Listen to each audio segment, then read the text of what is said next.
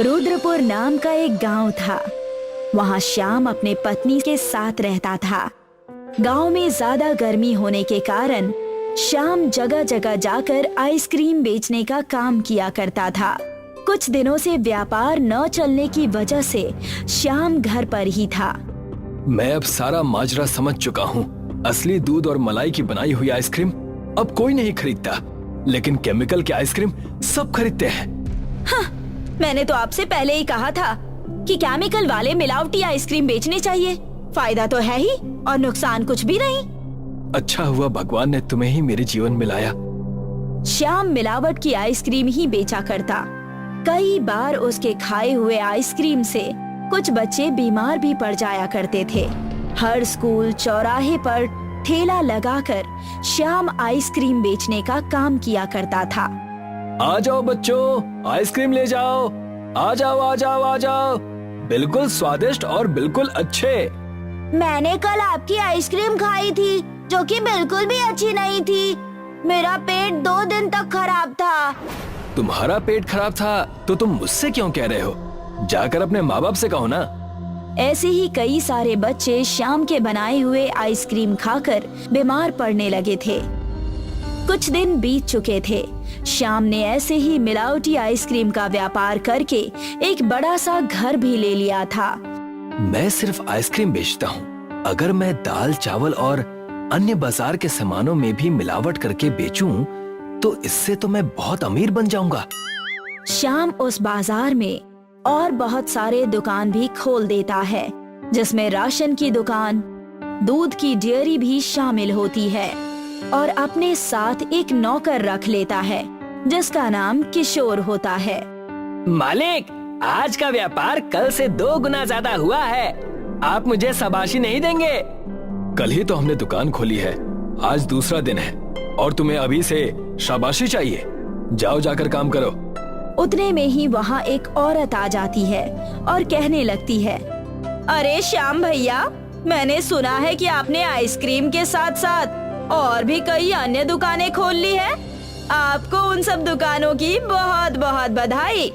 बस अब आप थोड़े शुद्ध चीजें बेचा कीजिए ना, वरना आपको ये भारी पड़ सकता है। तुम मुझे मत सिखाओ क्या करना है क्या नहीं, मैं सब कुछ कर लूंगा। श्याम सबसे झगड़ा कर लिया करता और अपने मन की मनमानी ही किया करता था। गर्मियों का समय आ गया था। बच्चे बूढ़े सब आइसक्रीम बड़े चाव से खाने लगे थे। तब श्याम ने अपने नौकर किशोर से कहा, गर्मी का मौसम आ गया है, अब हमें आइसक्रीम के व्यापार में और मिलावट करनी चाहिए।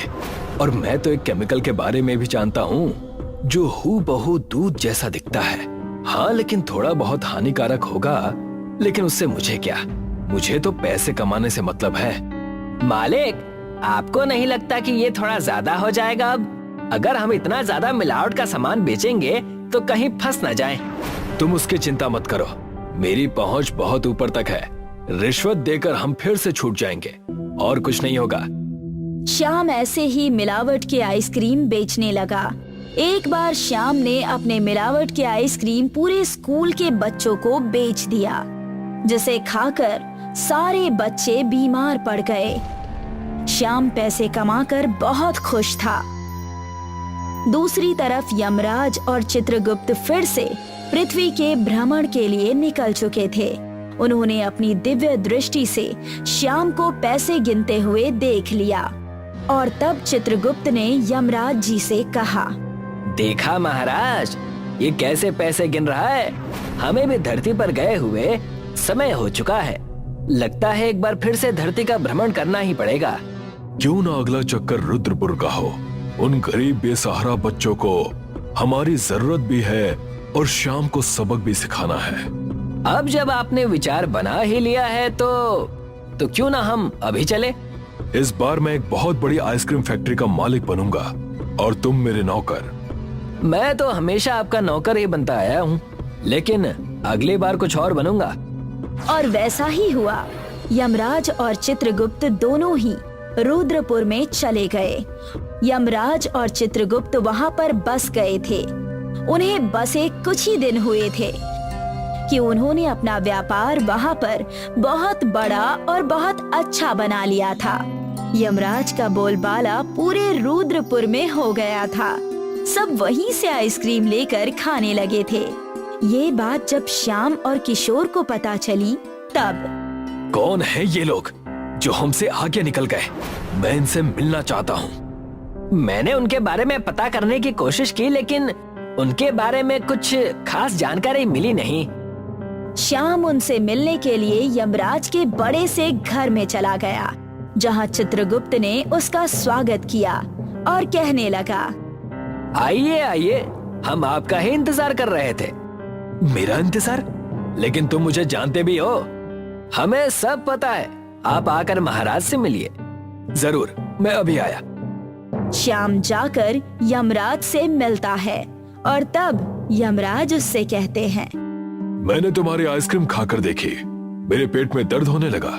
इतना मिलावट क्यों कर रहे हो? वो दरअसल पैसे कमाने के लिए। मैं जो करता हूँ, जैसा हूँ, सामने बोल देता हूँ। लेकिन मैंने आपकी भी आइसक्रीम खाकर देखी, मुझे वो बहुत पसंद आई। क्या आप मुझे ये आइसक्रीम बनाने का तरीका बता सकते हैं प्लीज? मैं भी ऐसी ही आइसक्रीम बनाकर बेचूंगा, जिससे दुनिया का सबसे बड़ा अमीर बन जाऊंगा। अरे थम जाओ, ठहर जाओ, इतनी भी क्या जल्दी है? लेकिन मैं कैसे भरोसा करूं कि तुम अच्छी आइसक्रीम बनाकर बेचोगे? तुमने फिर भी मिलावट की तो? मैं ऐसा नहीं करूंगा, मेरा भरोसा करिए। अब यहाँ पर यमराज ने अपनी चाल चली और श्याम से कहा, मुझे 1 लाख आइसक्रीम बनाकर दिखाओ, अच्छे अच्छे। अगर वैसे आइसक्रीम बने जैसा मैं चाहता हूँ तो तुम जो मांगोगे वो दूंगा। 1 लाख आइसक्रीम? मैं ये करने के लिए तैयार हूँ, चाहे इसके लिए मेरा घर क्यों ना बिक जाए। संभालना, कहीं वो पिघल ना जाए। मैं आइसक्रीम अपनी फैक्ट्री में ही बनवाऊंगा, आप उसकी चिंता मत कीजिए। जब बन जाए तब मेरे पास आना। श्याम अपना घर और जमीनें उन आइसक्रीम को बनाने के लिए बेच देता है और 1 लाख आइसक्रीम बनाने में जुट जाता है। बिल्कुल अच्छे दूध और काजू बादाम डालकर वो 1 लाख आइसक्रीम बनाकर तैयार कर देता है और आइसक्रीम को एक बर्फ के खदान पर रखवा देता है ताकि आइसक्रीम पिघले ना, और वहाँ यमराज और चित्रगुप्त को मिलने के लिए बुलाता है। ये लीजिए, आपके पूरे आइसक्रीम बनकर तैयार है। मालिक ने दिन रात एक कर दिए इन्हें पूरा करने में। स्वादिष्ट और बहुत ही लाजवाब। जरा हम भी तो देखें। यमराज ने अपनी दिव्य दृष्टि से उन आइसक्रीम को लोहे की बना दी। ये क्या मजाक है? आइसक्रीम कहकर लोहे की आइसक्रीम बनाई है तुमने? तुम क्या चाहते हो, हमारे दांत इस आइसक्रीम से टूट जाएं? श्याम और किशोर ने जब लोहे की आइसक्रीम देखी तो वो लोग दंग रह गए। उनके माथे से पसीना छूटने लगा। मैं लुट गया, बर्बाद हो गया। ये लोहे के आइसक्रीम कैसे हो गए? मैंने तो मेहनत से आइसक्रीम बनाई थी। मैं लुट गया। बाजार से कर्ज लेकर मैंने ये आइसक्रीम बनाई थी, पूरे के पूरे पैसे बर्बाद। श्याम को रोता हुआ देखकर यमराज और चित्रगुप्त अपने असली अवतार में आ गए। श्याम और किशोर की यमराज और चित्रगुप्त को देखकर सिट्टी पिट्टी गुल हो गई। हम जिंदा तो है ना? कहीं हमें कुछ हुआ तो नहीं है? अब रोकर क्या फायदा? तुम्हारी वजह से उन बच्चों और लोगों को कितनी तकलीफ हुई है, इसका अंदाजा है तुम्हें? मिलावट की आइसक्रीम लोहे की आइसक्रीम से भी ज्यादा हानिकारक थी। मुझसे गलती हो गई, मुझे माफ कर दीजिए। मैं दोबारा ऐसा कभी नहीं करूंगा। हम तुम्हें क्षमा करने वाले कौन होते हैं? मनुष्य जैसे भी कर्म करता है उसे इसी जन्म में सब भुगतना पड़ता है। तुम्हें तुम्हारे किए का दंड मिल चुका है। यमराज श्याम और किशोर को उसके किए हुए हाल पर छोड़कर चले जाते हैं और दूसरे गांव का भ्रमण करने लगते हैं। श्याम और किशोर मिलावट का सामान बेचने के चक्कर में रोड पर आ जाते हैं और बहुत पछताते हैं। संजय ने घर में घुसते ही आवाज लगाई, निधि, निधि कहाँ हो भाई? क्या हुआ? चलो शादी में जाने की तैयारी करो, सुजाता की शादी का कार्ड आ गया है। सुजाता निधि की बहन की इकलौती बेटी थी। इसी साल उसने MBA किया था। शादी में वो लोग पहुंच गए थे। बारात जब लड़की वालों के दरवाजे पर पहुंचा तो घर में कोहराम मचा था। किसी ने कहा कि लड़की भाग गई है। काफी हंगामे के बाद बारात वापस चली गई। सुजाता ने ये क्या किया? सुजाता तो पार्लर से ही कैब लेकर अपने दोस्त अनुराग के घर चली गई थी। माँ बाप की इकलौती बेटी थी, उनकी इज्जत मिट्टी में मिल गई थी। सुजाता जब अनुराग के घर पहुंची तो अनुराग को किसी और लड़की के साथ देखकर उसके पैरों तले जमीन खिसक गई थी। मैं तो कहीं की नहीं रही, आप कौन सा मुंह लेकर मैं घर जाऊं? मुझसे शादी का वादा किया और यहाँ दूसरी लड़की के साथ रंगरलिया मना रहे हो। तो मैं सारे गहने जेवर लेकर इसके साथ शादी का ख्वाब देख रही थी। सुजाता निराश होकर घर की तरफ लौट गई। पूरी कोठी में मातम पसरा हुआ था। घर के भीतर से रोने की आवाजें सुनाई पड़ी तो वो पिछले दरवाजे से अंदर जाने को हुई, तभी माँ की चित्कार सुनकर वो सहम गई। मैं बहुत अभागी हूँ, लगता है सदमे ने पापा की जान ले ली। मुझे यहाँ से तुरंत निकल जाना चाहिए। वो तुरंत रेलवे स्टेशन की तरफ बढ़ गई और टिकट लेकर मुंबई जाने वाली ट्रेन में सवार हो गई। उसे खुद भी नहीं पता था कि शादी के मंडप से भागकर वो कहाँ जाएगी। अपने दुर्भाग्य पर उसकी आंखें बरस पड़ी। अचानक उसके कानों में एक जानी पहचानी सी आवाज टकराई। एक्सक्यूज मी, क्या मैं यहाँ बैठ सकती हूँ? अरे नीलिमा, तुम? सुजाता, तुम कहाँ जा रही हो? और इतनी सजी सवरी, और लोग कहाँ हैं? बस नीलिमा, इतने सवालों का जवाब एक साथ कैसे दूं? अब पहले बैठ जाओ। ये बच्ची तुम्हारी है, बहुत प्यारी है, पर इतनी कमजोर क्यों है? हाँ, मेरी ही बच्ची है, गुड़िया। इसी के इलाज के लिए मुंबई जा रही हूँ। इसके दिल में छेद है, इसका ऑपरेशन करवाने जा रही हूँ। ओह, आई एम सॉरी, पर तेरे पतिदेव कहाँ हैं? दिखाई नहीं दे रहे। सुजाता, मेरे पति नीलेश इस दुनिया में नहीं है। हमने उनके माता पिता की इच्छा के विरुद्ध कोर्ट मैरिज की थी। वो लोग ना हमें आशीर्वाद देने आए और ना ही हम कभी उनके पास गए। ओह, ये तो बहुत दुखद है। नीलिमा, मैं जरा कपड़े चेंज करके आती हूँ। हाँ, ठीक है। तुम बताओ, कहाँ जा रही हो? सुजाता ने नीलिमा को सब कुछ बता दिया। अच्छा, तुम रो मत, मेरे साथ ही चलो। मेरे ससुर जी बहुत रईस आदमी हैं, उनके कई कारखाने हैं, कहीं ना कहीं तुम्हें काम मिल ही जाएगा। ओह थैंक्स नीलिमा, मैंने MBA किया है इसी साल। मैं अपनी मर्जी से शादी करना चाहती थी, पर मम्मी पापा ने अपने आगे मेरी एक भी ना सुनी। मजबूर होकर मुझे घर से भागना पड़ा, पर शायद मम्मी पापा सही थे।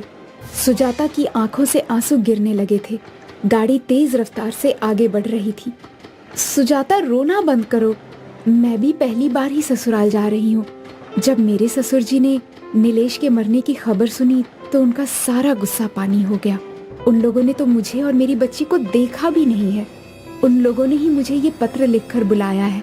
नीलिमा ने पत्र उसके हाथ में पकड़ा दिया। पत्र पढ़कर सुजाता ने उसे दे दिया।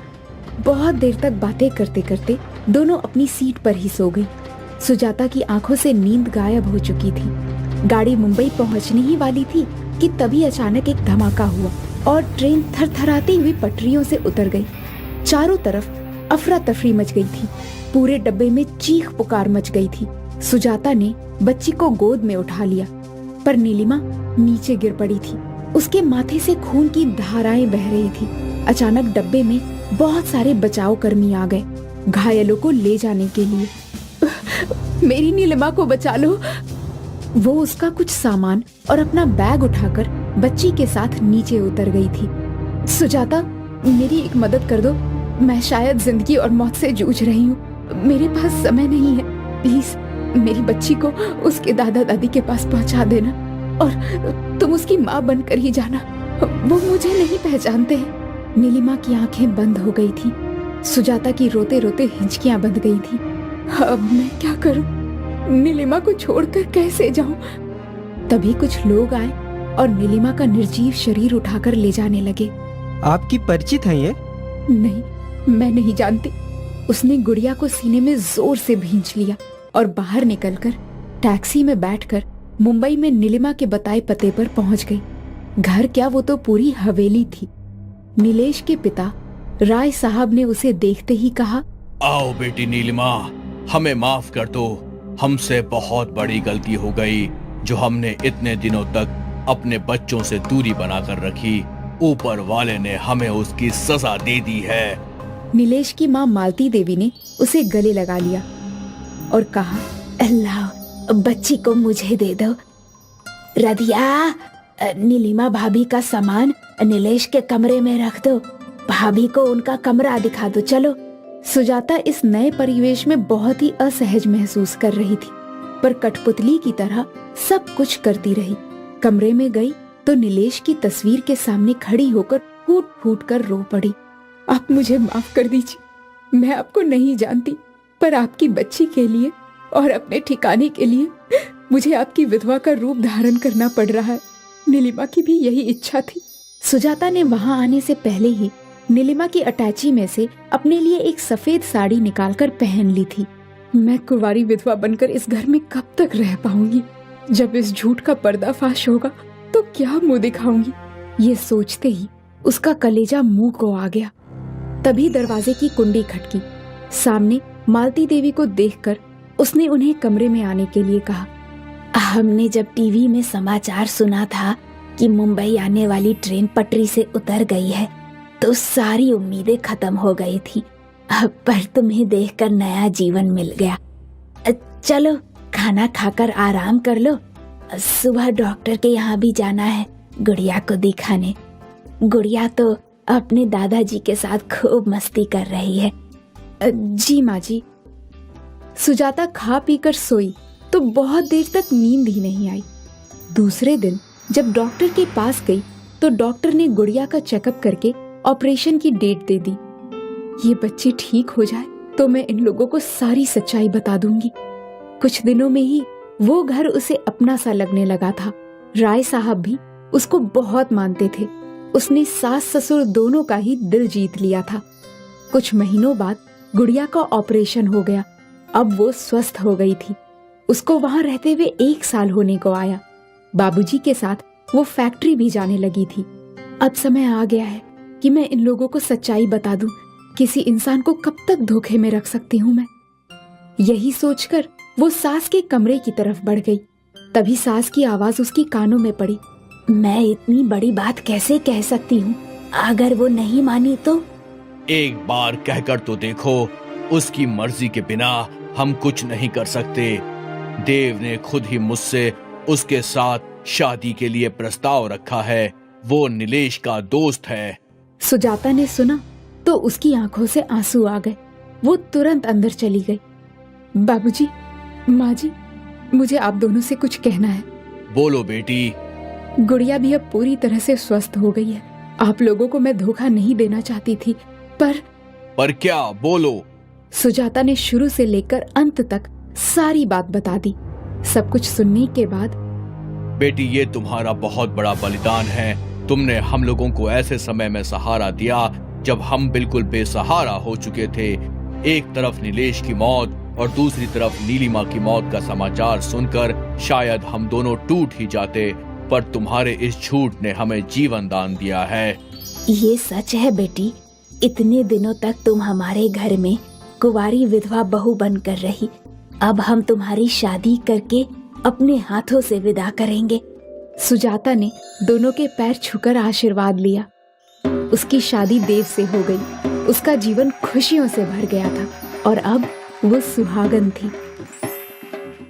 शीतल अपने मम्मी पापा के साथ गांव में रहती थी। उसके चाचा चाची शहर में रहते थे।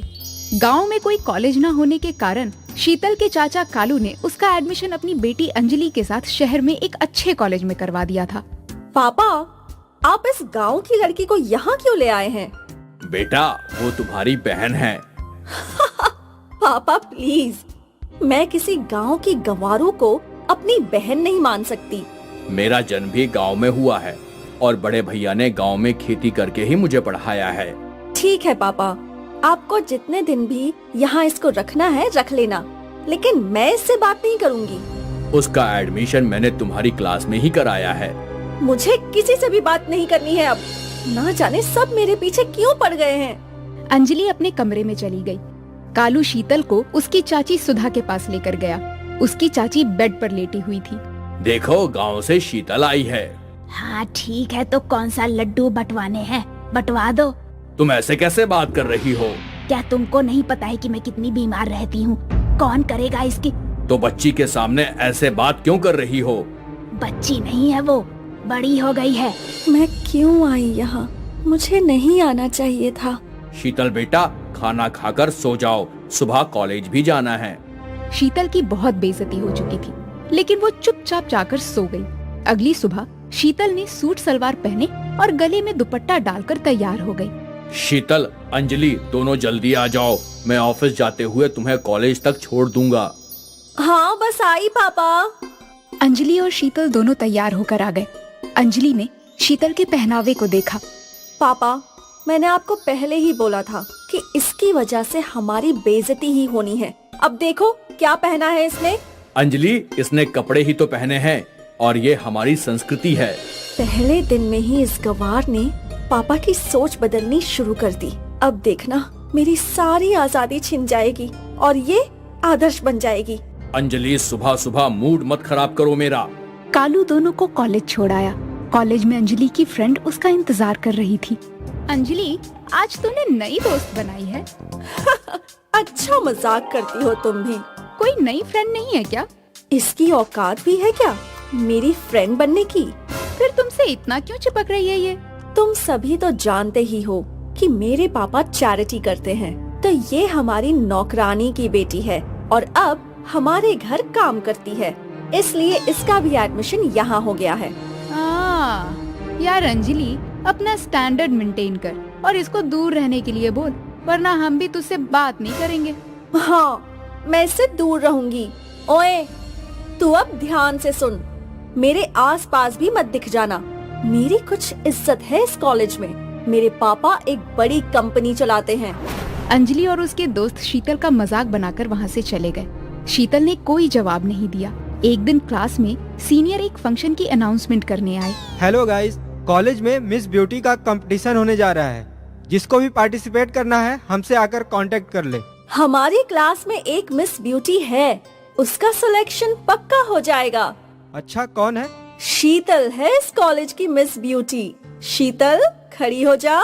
शीतल शर्माते हुए खड़ी हो गई। एटलीस्ट तुम्हारी क्लास में कोई जोकर तो है। सूट सलवार दुपट्टा पहनकर और बालों में इतना सारा ऑयल लगाकर कॉलेज आती है। तभी तो मैं बोल रही हूँ कि इस बार की मिस ब्यूटी शीतल ही है। हाँ, मैं तो सोच रहा हूँ कि इसको अभी अवार्ड दे दूँ। पूरी क्लास के स्टूडेंट शीतल पर हंसने लगे। सबने उसका बहुत मजाक उड़ाया, लेकिन शीतल मुंह लटकाए खड़ी रही। सुधा और अंजलि शीतल के घर पर नौकरानी वाला व्यवहार करने लगे। एक दिन अंजलि ने अपना क्लास अपने फ्रेंड के साथ बंक किया। अंजलि और उसके फ्रेंड ने ड्रिंक की हुई थी। कार की स्पीड तेज थी। उन दोनों का एक्सीडेंट हो गया। शीतल को भी इसकी खबर मिली और वो हॉस्पिटल पहुंच गई। अंजलि को ब्लड की बहुत जरूरत है। इसका ब्लड ग्रुप रेयर है। डॉक्टर साहब, मेरा ब्लड ग्रुप यही है। शीतल ने अंजलि को ब्लड दिया। तब तक वहाँ कालू और सुधा भी पहुँच चुके थे। अंजलि और उस लड़के को होश आ गया है। तुम दोनों उनसे जाकर मिल सकते हो। तीनों जल्दी से अंजलि के पास पहुँचे। कैसी है मेरी बेटी? क्या हो गया है तुझे? मम्मी, पापा, जब से ये शीतल पनौती हमारे घर में आई है ना, मेरे साथ कुछ भी अच्छा नहीं हो रहा है। नहीं अंजलि, तू कुछ नहीं जानती। शीतल या उसकी मम्मी पापा स्वार्थी नहीं है। आज तुम्हारे अंदर खून शीतल का है। हमारी थाली में रोटी शीतल के घर से आती है और ये जो भी सोसाइटी में हमारी इज्जत है वो सब शीतल के पापा के पसीने की कमाई से ही है। क्या पापा? हाँ, बड़े भैया ने तुम दोनों से ये बात ना बताने को कहा था। जब मैं छोटा था तो भैया ने कमाकर मुझे पढ़ाया, शहर भेजा। जब मुझे कहीं नौकरी नहीं मिल रही थी तब भैया ने अपनी जमीन बेचकर सारे पैसे मुझे दे दिए, जिससे मैंने बिजनेस शुरू किया और आज शीतल ने तुम्हें ब्लड दिया है। कालू जोर जोर से रोता है। मुझे माफ कर दो शीतल बेटा, मैंने तुम्हें यहाँ लाकर गलती की। इन लोगों ने तुम्हारे साथ अच्छा व्यवहार नहीं किया, मुझे माफ कर दो। कोई बात नहीं चाचा जी, मुझे बिल्कुल भी बुरा नहीं लगा। मुझे माफ कर दे बेटा। शीतल, मुझे आज समझ आया कि किसी के गांव, शहर या पहनावे से कुछ नहीं होता है। एक अच्छा दिल होना जरूरी है। मुझे माफ कर दो मेरी बहन। क्या तुम मुझे माफ कर पाओगी? तुम इतनी टेंशन क्यों ले रही हो? मैं तुमसे नाराज नहीं हूँ। चलो अब जल्दी से ठीक हो जाओ, फिर कॉलेज भी जाना है। अंजलि ठीक हो गई। अंजलि ने सभी को बताया कि शीतल उसकी बहन है और वो अब साथ साथ रहने लगी थी। ये कहानी है विमला आइसक्रीम वाली की। विमला अपनी आइसक्रीम के लिए मशहूर थी।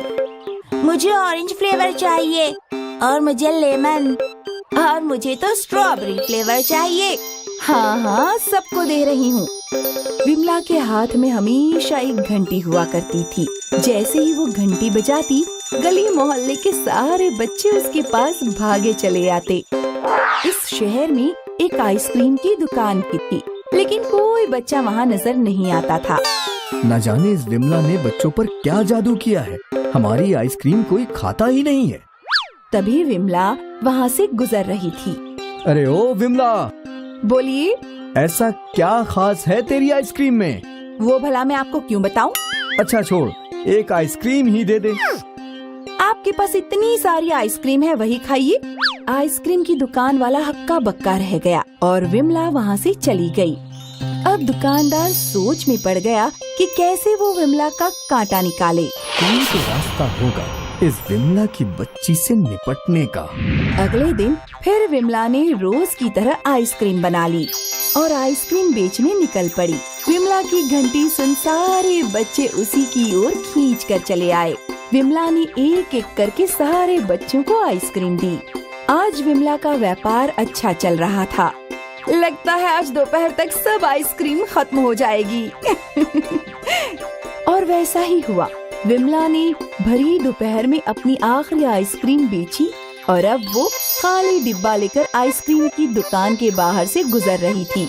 देखो, मेरी तो सारी आइसक्रीम बिक गई और मेरी सारी पड़ी पड़ी सड़ रही है। अब तुझे क्या पता कितना नुकसान होता है मुझे। काश मेरे पास भी कोई तेरी तरह होता जो घूम घूम कर आइसक्रीम बेचता। और तभी दुकानदार को एक युक्ति सूझी। सुन विमला, इसमें तेरा भी मुनाफा है और मेरा भी। वो कैसे? ये मेरी आइसक्रीम तू गांव भर में घूम घूम के बेच दे, मैं तुझे आधे पैसे दूंगा। कम से कम मेरा नुकसान तो नहीं होगा। विमला ने थोड़ा सोचा। वैसे सौदा बुरा नहीं है, लेकिन छोड़, ये ले। दुकानदार ने विमला को डिब्बे में अपनी आइसक्रीम भरना शुरू कर दिया और फिर विमला निकल पड़ी आइसक्रीम बेचने। और हमेशा की तरह बच्चों ने विमला से आइसक्रीम खरीदना शुरू कर दिया। शाम तक विमला ने सारी आइसक्रीम बेच दी थी। ये लो भाई, आज की कमाई। अरे वाह वाह, कितने दिनों से ये आइसक्रीम मेरी दुकान में पड़ी थी, तूने तो एक ही दिन में सारी आइसक्रीम बेच दी। ये ले तेरा हिस्सा। विमला को अच्छे खासे पैसे मिले और ये देख वो बहुत खुश थी। विमला अपने घर गई और आज वो खुशी से नाच रही थी। कुछ देर बाद उसके दरवाजे पे जोर जोर से ठक ठक होने लगी। विमला, दरवाजा खोलो, दरवाजा खोलो। आई। विमला ने दरवाजा खोला और देखा कि बहुत सारे गांव वाले हाथों में लाठी लिए खड़े थे। अब्बा, क्या बात है? तुम हमारे बच्चों की जिंदगी के साथ खेल रही हो। तुमने उन्हें कीड़े वाली आइसक्रीम खिलाई। नहीं, मैं भला ऐसा क्यों करूँगी? तो क्या हम झूठ बोल रहे हैं? ये देखो, ये तुम्हारी ही आइसक्रीम है ना?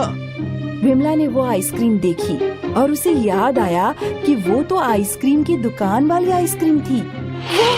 वो तुमसे ऐसी उम्मीद नहीं थी। तुम हमारे बच्चों की जान के साथ खेल रही हो। कल से गांव में तुम्हारी आइसक्रीम कोई भी नहीं खरीदेगा। सरपंच गुस्सा होकर वहाँ से चला गया और साथ ही सारे गांव वाले। फिर विमला वहीं बैठकर रोने लगी। कितनी बड़ी बेवकूफ हूँ मैं। कम से कम आइसक्रीम बेचने से पहले उसे देख तो लेती। लालच ने मुझे अंधा बना दिया था। बेवकूफ हूँ मैं।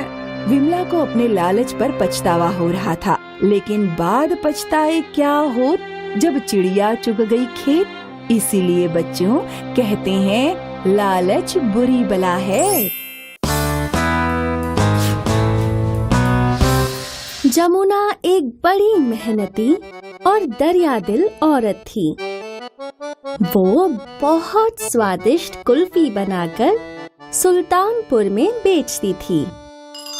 कुल्फी बेचकर ही वो अपना पेट पालती थी। बच्चे उसकी कुल्फी को बहुत पसंद करते थे। कुल्फी ले लो, कुल्फी, कुल्फी ले लो। एक कुल्फी कितने की दी? 5 रुपया बेटा। मेरे पास तो 1 ही रुपया है। ठीक है, 1 रुपया ही दे दो। ये लो कुल्फी। जमुना की दरिया दिली देख उसकी सहेली थोड़ी परेशान हो जाती थी। जमुना, अगर तुम इतने सस्ते में कुल्फी बेचोगी तो तुम्हें बहुत घाटा होगा। तुम अपना घर कैसे चलाओगी? मुझे तो बस इन बच्चों को ये कुल्फी खाता देख ही खुशी होती है। जमुना को एक दिन सड़क पर गर्मी से परेशान एक कुत्ता मिला। जमुना ने उसे भी एक कुल्फी खिलाई। अब वो कुत्ता जमुना के साथ ही रहने लगा। जमुना कुल्फी बेचने जाती तो वो भी उसके पीछे पीछे गली गली में जाता था। जमुना की स्वादिष्ट कुल्फी धीरे धीरे पूरे सुल्तानपुर में प्रसिद्ध हो गई। सब बच्चे अब सिर्फ उसी से कुल्फी खरीदकर खाते थे। बच्चे उसे प्यार से जमुना मासी बुलाने लगे। जमुना मासी आ गई। पहले मुझे, नहीं, पहले मुझे दे दो। अरे, एक एक करके आओ बच्चों, सबको कुल्फी दूंगी। आज बहुत सारी कुल्फी बनाकर लाई हूँ। जमुना की कुल्फियों की बढ़ती बिक्री से आइसक्रीम बेचने वाले हरिया को बहुत जलन होने लगी, क्योंकि अब सब बच्चे उसकी आइसक्रीम की जगह जमुना से कुल्फी खरीदने लगे थे। हरिया ने अपनी आइसक्रीम की बिक्री बढ़ाने का एक तरीका निकाला। अरे जमुना बहन, कब तक गली गली सर पर ये बोझा रखकर घूमोगी? एक काम करो, अपनी सारी कुल्फी मुझे बेच दिया करो। नहीं हरिया, मुझे खुद बच्चों को कुल्फी बेचना अच्छा लगता है। तुम्हारी मर्जी, मैंने तो सोचा था कि तुम्हारा काम आसान कर दूं।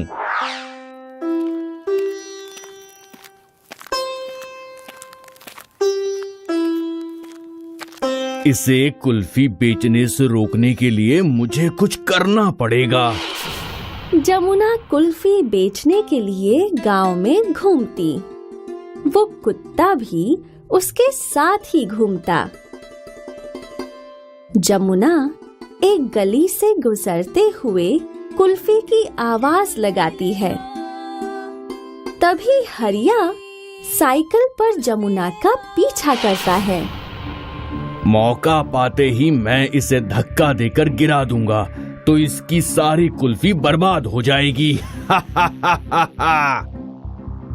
हरिया जमुना को धक्का देने के लिए जैसे ही नजदीक आता है, वो कुत्ता उसे देख लेता है और उसकी साइकिल पर लपककर उल्टा उसे ही गिरा देता है।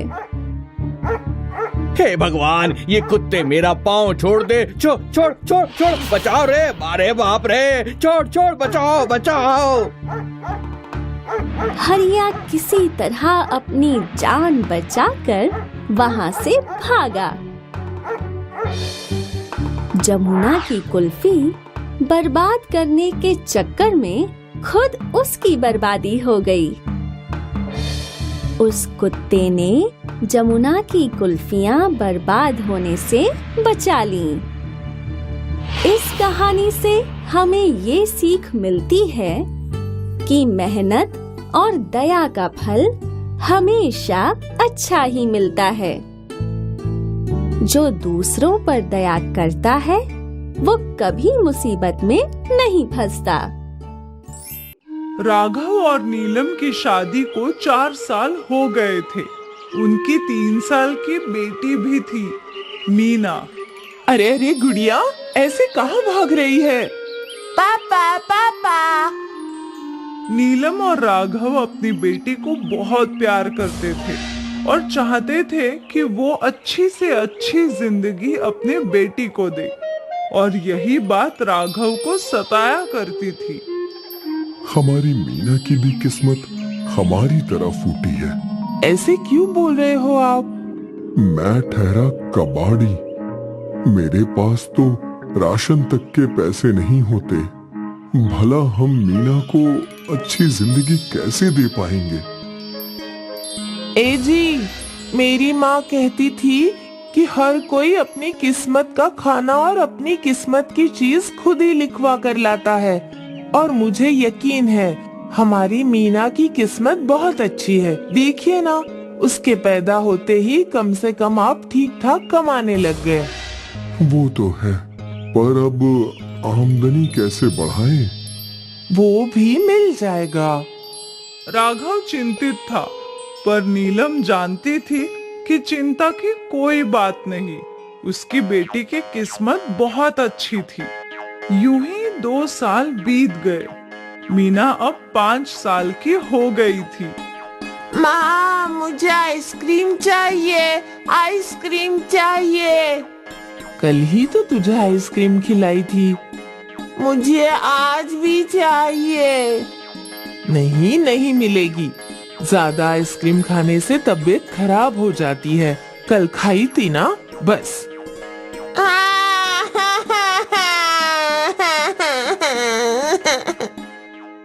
मीना आइसक्रीम खाने की जिद कर रही थी, तभी राघव घर लौटा। क्या हुआ? मेरी गुड़िया क्यों रो रही है? आइसक्रीम चाहिए, मुझे आइसक्रीम चाहिए। ये लो पैसे, जाओ खा लो। मीना पैसे लेकर दौड़ पड़ी। अरे अरे अरे अरे रोक, आप भी ना, उसकी आदत ऐसी मत बिगाड़िए। कल ही उसे मैंने आइसक्रीम खिलाई थी। तो क्या हुआ? ये बाहर की आइसक्रीम इतनी अच्छी नहीं होती। ज्यादा खाने से बीमार पड़ जाएगी, फिर डॉक्टर का खर्चा। अरे तू भी ना नीलम, जो हुआ नहीं वो सोच सोच के परेशान है। और अगर इतनी ही चिंता है तो मीना के लिए आइसक्रीम तू ही बना ले। आइसक्रीम बनाने की बात नीलम के दिमाग में घर कर गई। नीलम किचन में गई। उसने नमक, शक्कर, पानी, रंग और नींबू का रस मिलाकर एक शरबत बना ली, और इस शरबत को छोटी छोटी वाटियों में पलट दिया और इसमें आइसक्रीम की डंडी लगाकर फ्रिज में रख दिया। अगले दिन फिर से मीना आइसक्रीम की जिद करने लगी। माँ, आइसक्रीम चाहिए, मुझे आइसक्रीम चाहिए। चुप, बिल्कुल चुप। आइसक्रीम चाहिए ना, मिलेगी। नीलम रसोई में गई और फ्रिज से एक आइसक्रीम निकालकर उसने मीना को दे दिया। ये कैसी आइसक्रीम? ये स्पेशल आइसक्रीम है, चक्कर तो देख। मीना ने वो आइसक्रीम चखी। वाह, ये कितनी अच्छी है। कहाँ से लाई? लाई नहीं, मैंने खुद बनाई। सच्ची? मुच्ची। तभी राघव घर लौटा। मीना, पापा देखो, माँ ने मेरे लिए आइसक्रीम बनाई। सच्ची? हाँ, बहुत अच्छी है। मीना ने अपनी आइसक्रीम अपने पापा को चखाई।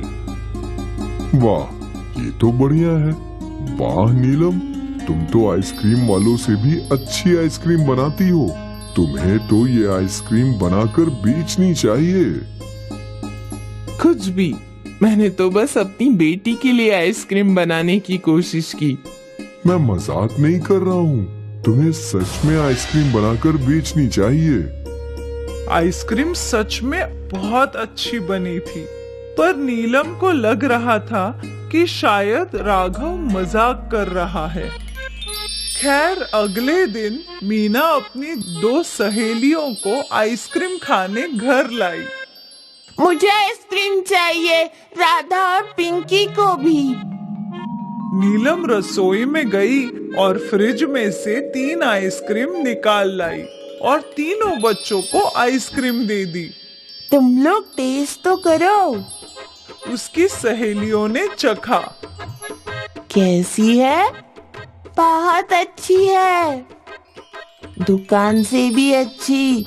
आंटी, आप हमें रोज आइसक्रीम देंगी क्या? नीलम सोच में पड़ गई। शायद राघव सही बोल रहा था, उसे आइसक्रीम का व्यापार करना ही चाहिए। शाम को जब राघव घर लौटा, आज मीना की सहेलियों ने भी आइसक्रीम खाई, उन्हें भी बहुत अच्छी लगी। अच्छी तो वो है ही। मैं सोच रही हूँ घर में ही आइसक्रीम का व्यापार शुरू कर दूं। हाँ हाँ, मैं भी तो यही बोल रहा था। इससे 2 फायदे होंगे। मीना बाहर आइसक्रीम खाने में पैसे बर्बाद नहीं करेगी और तुम्हारी कुछ कमाई भी शुरू हो जाएगी। ठीक है, आप कल बाजार से आइसक्रीम का साचा ले आना और हाँ, छोटे छोटे लाना। अगली सुबह राघव बाजार से आइसक्रीम का साचा और लकड़ियां खरीद लाया और फिर नीलम ने अपने घर में ही आइसक्रीम बनाना शुरू कर दिया। माँ, इतनी सारी आइसक्रीम मेरे लिए? नहीं बेटा, ये सब तो मैं बेचूंगी। क्यों? क्योंकि मैं चाहती हूँ कि बच्चों को सेहत के लिए अच्छी आइसक्रीम मिले। कितने की बेचोगी? तू बता। 1 रुपए। ठीक है, 1 रुपए की 1। मैं अभी अपने सारे दोस्तों को बोल कर आती हूँ। और नन्ही मीना दौड़ पड़ी। कुछ देर बाद वो अपने कई दोस्तों के साथ घर लौटी। आंटी, मुझे 1 रुपए वाली आइसक्रीम चाहिए। मुझे भी। मेरे पास 2 रुपए है, मुझे 2 चाहिए। नीलम ने एक एक करके सारे बच्चों को आइसक्रीम्स दी। जितनी आइसक्रीम्स नीलम ने बनाई थी, सारी खत्म हो गई। लगता है आज से और बनानी होंगी। नीलम रसोई में गई और उसने और शरबत बनाई और सांचों में डाल दी।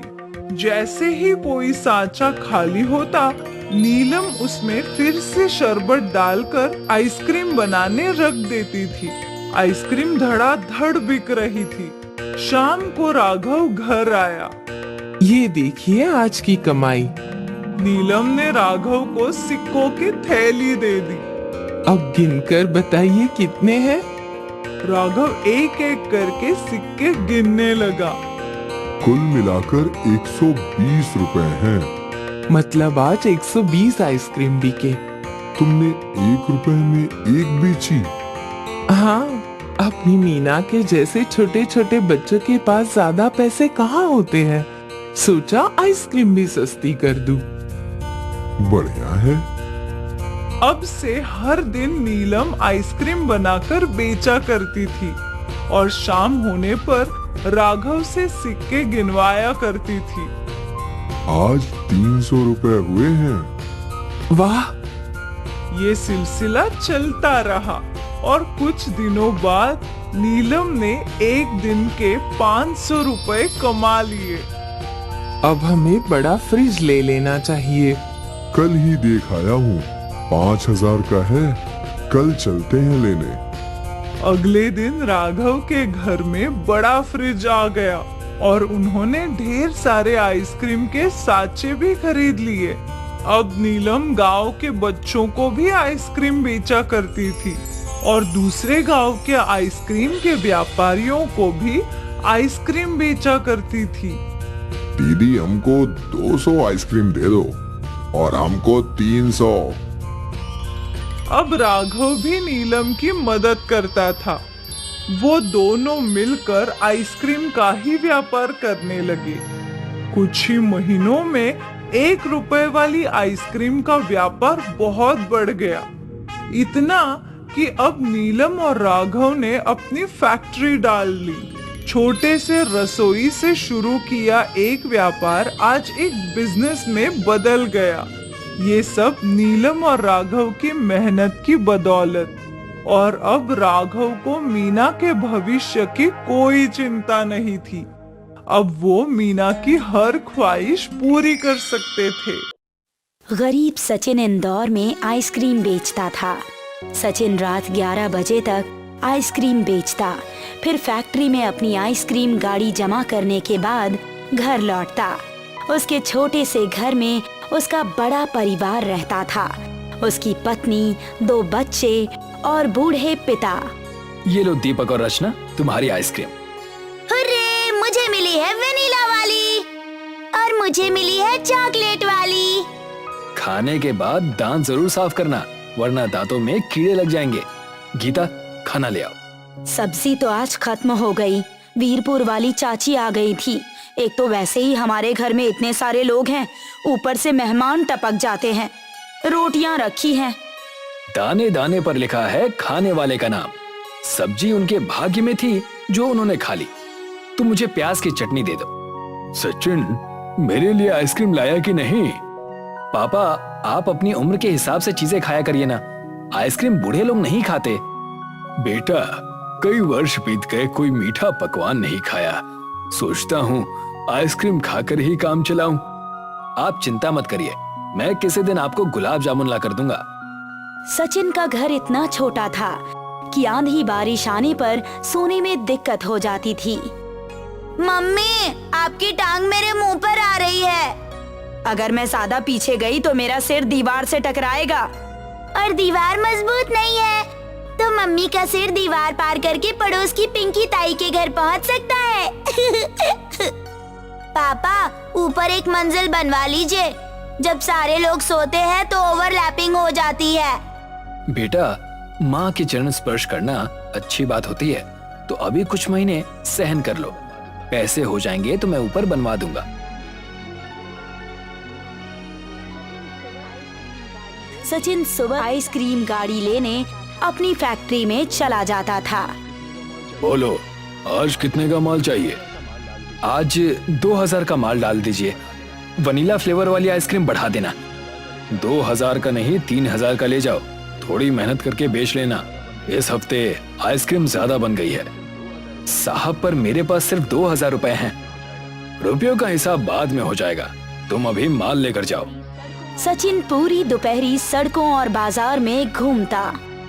आइसक्रीम वाला, वनीला, मैंगो, चॉकलेट, स्ट्रॉबेरी सब मिलेगी। बच्चों, जवानों, आ जाओ, दोपहर में ठंडक पालो।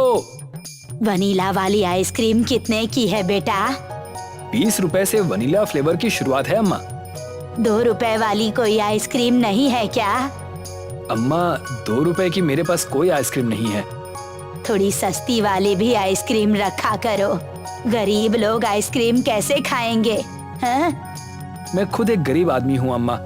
आइसक्रीम की कीमत फैक्ट्री निर्धारित करती है, हम तो सिर्फ बेचते हैं। कुछ देर बाद एक लड़का सचिन के पास आया। भैया, मुझे एक ऐसी आइसक्रीम चाहिए जिसमें मैंगो, चॉकलेट और स्ट्रॉबेरी तीनों मिक्स हो। ऐसी तो कोई आइसक्रीम नहीं आती, लेकिन तुम एक काम कर सकते हो। तीनों आइसक्रीम खरीद लो और घर जाकर एक बर्तन में तीनों आइसक्रीम को मिक्स कर लेना, फिर वो तुम्हारी मनपसंद आइसक्रीम बन जाएगी।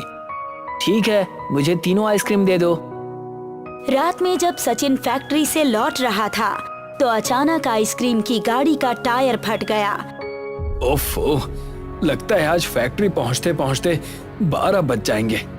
सचिन गाड़ी घसीटते हुए बड़ी मुश्किल से फैक्ट्री तक पहुंचा। सचिन, तूने इतनी देर क्यों लगाई?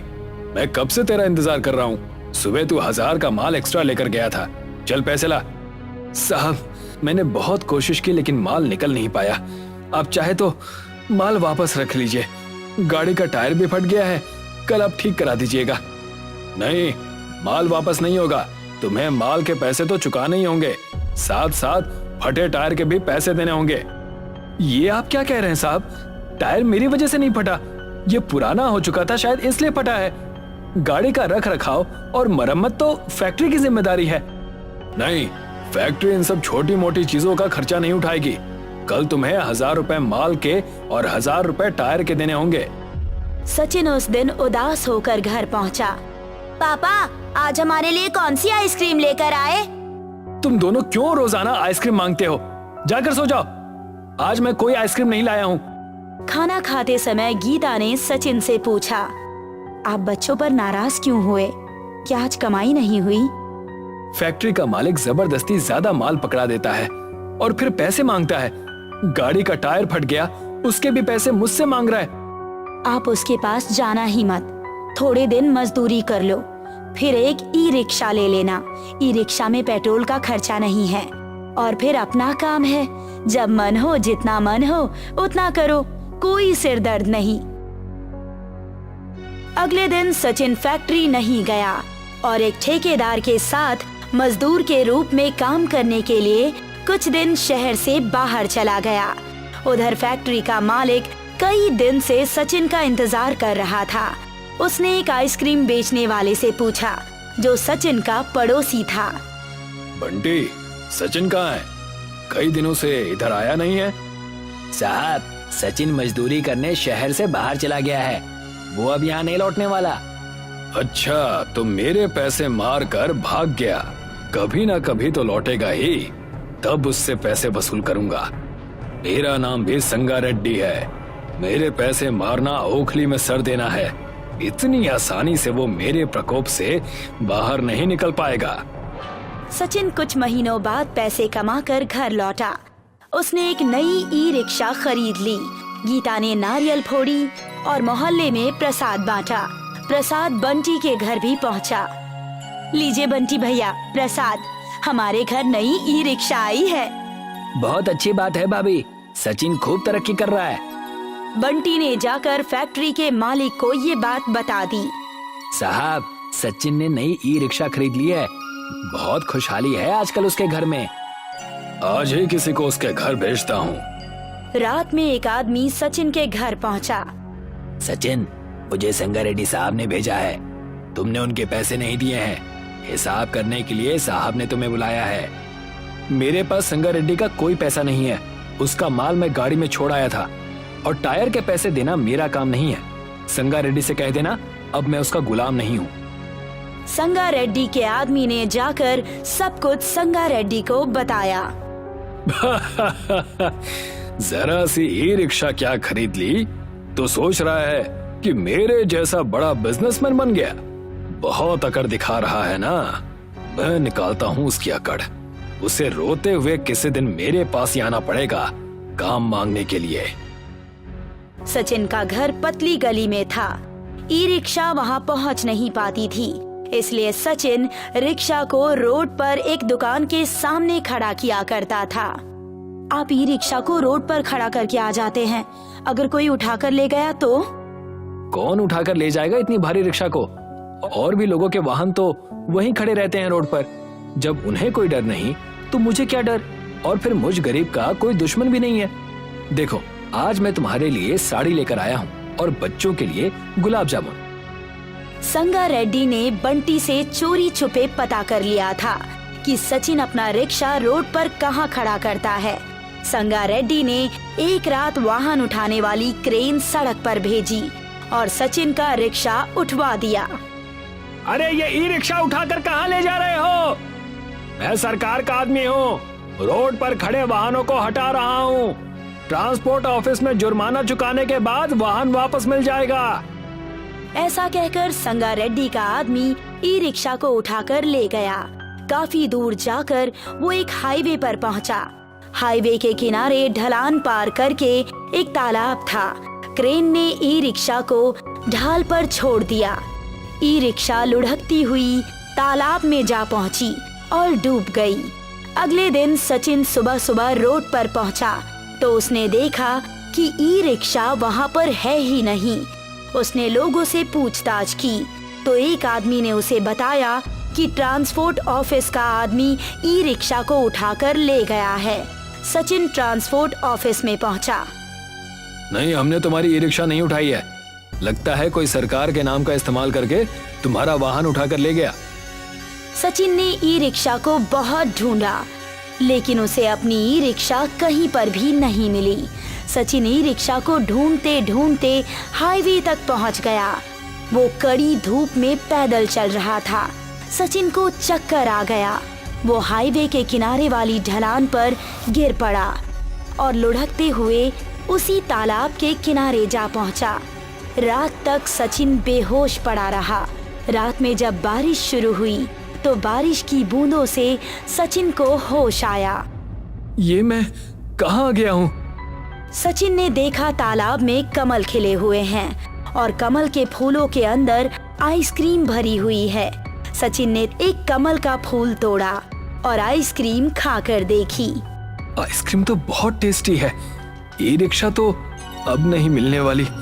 अगर मैं इन कमल के फूलों को बेचूं तो मेरी अच्छी इनकम हो सकती है। सचिन अपने घर गया। एक बक्सा लेकर तालाब में वापस पहुंचा। उसने कमल के फूलों को बक्से में रखा और उन्हें उठा कर ले गया। अगले दिन सचिन ने उन आइसक्रीम से भरे कमलों को बेचना शुरू किया। आइए आइए, कमल के फूल में आइसक्रीम खाइए। लोगों ने कमल के फूलों में आइसक्रीम कभी नहीं खाई थी। बाजार में सचिन के पास भीड़ लग गई। इसी तरह सचिन रोजाना तालाब से आइसक्रीम वाले कमल ले आता और बेच देता। बंटी भी आइसक्रीम की गाड़ी लेकर बाजार में खड़ा रहता था, लेकिन उसकी आइसक्रीम नहीं बिक रही थी। बंटी, क्या हो गया? सारे लोग पूरा का पूरा माल वापस लेकर आ जा रहे हैं। क्या तुम माल बेच नहीं पा रहे? साहब, सचिन आजकल कहीं से कमल के फूलों में आइसक्रीम लेकर आता है। लोग वही आइसक्रीम खाना पसंद कर रहे हैं। मैंने भी खाकर देखी थी। उस आइसक्रीम का टेस्ट हमारे आइसक्रीम से कहीं ज्यादा अच्छा है और दाम भी कम है। अच्छा तो ये बात है। सचिन मेरा धंधा चौपट कर रहा है। इस तरह तो फैक्ट्री ही बंद हो जाएगी।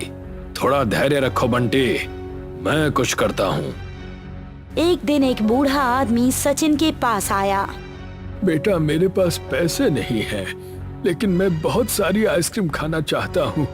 क्या तुम मुझे उस जगह पर ले चलोगे जहाँ से तुम ये आइसक्रीम वाले कमल के फूल लेकर आते हो? मैं वहीं पर आइसक्रीम खाना चाहता हूँ। मेरे ऊपर दया करो, ये मेरी अंतिम इच्छा है। कुछ दिन पहले ही सचिन के पिता की मृत्यु हुई थी। उस बूढ़े आदमी में सचिन को अपने पिता दिखाई दिए। सचिन बूढ़े आदमी को रात में तालाब पर ले गया। ये देखिए अंकल, मैं यहीं से कमल तोड़कर ले जाता हूँ। अगली रात जब मैं आता हूँ तो यहाँ नए कमल आ जाते हैं। मैं नहीं जानता ये कैसे होता है, पर इन्हीं कमल की वजह से मैं पैसे कमा पा रहा हूँ। उस बूढ़े आदमी को संगा रेड्डी ने भेजा था। बूढ़े आदमी ने जाकर संगा रेड्डी को सब कुछ बता दिया। ठीक है अंकल, अब तुम्हारा काम खत्म हुआ। ये लो अपने पैसे और चले जाओ यहाँ से। किसी को उस तालाब के बारे में मत बताना। मैं अकेले ही उस तालाब पर जाऊंगा। संगा रेड्डी एक ट्रक लेकर उस तालाब पर पहुंचा, लेकिन उसे वहाँ कोई कमल दिखाई नहीं दे रहा था। ये क्या? यहाँ तो कोई कमल नहीं है। लगता है कमल तालाब के अंदर होंगे।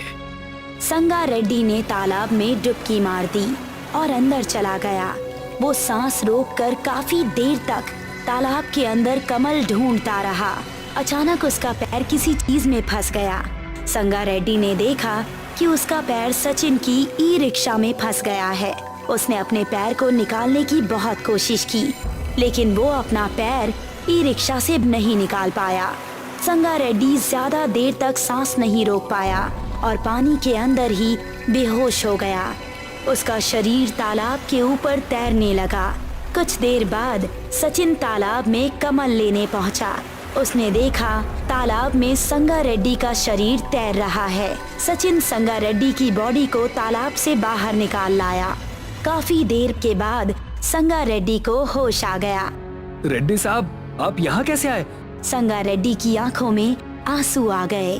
मुझे माफ कर देना सचिन, मैंने ही तुम्हारी ई रिक्शा उठवाई थी। मैं तुम्हारे कमल चुराने आया था, लेकिन इस तालाब के अंदर डूबे तुम्हारे ई रिक्शा में ही मेरा पैर फंस गया और मैं पानी के अंदर बेहोश हो गया। अगर तुम समय पर नहीं आते तो मैं बच नहीं पाता। मेरी तुमसे कोई दुश्मनी नहीं, लेकिन अपने अहंकार के कारण मैं पागल हो गया था। कोई बात नहीं साहब, देर आए दुरुस्त आए। कम से कम अब आपको अपनी गलती का एहसास तो है। तुम्हारी आइसक्रीम के सामने मेरी आइसक्रीम नहीं टिकने वाली। मैं इस फैक्ट्री को बेचकर दूसरे शहर में फैक्ट्री लगाऊंगा। संगा रेड्डी शहर छोड़कर चला गया। सचिन कमल के फूलों में आइसक्रीम बेच बेच कर काफी अमीर हो गया और उसने अपनी फैक्ट्री शुरू कर दी।